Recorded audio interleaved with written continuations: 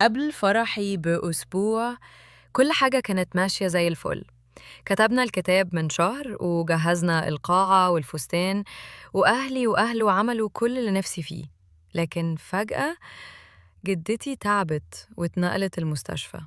رحت أزورها وأول ما دخلت شفت جدي واقف قدام العناية المركزة، بس مش زي ما أنا متعودة عليه.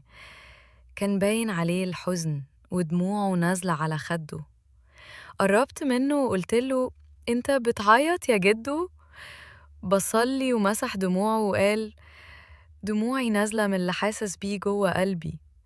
جدتي اكتعبت فجأة ومش قادر أتخيل الحياة من غيرها. دي مش بس مراتي، دي قطعة مني. الكلام نزل على قلبي زي السهم.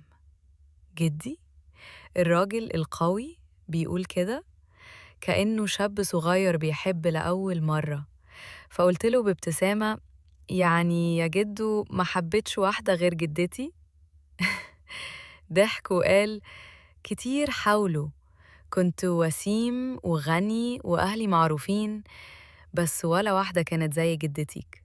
سألته: يعني جدتي كانت أجمل منهم؟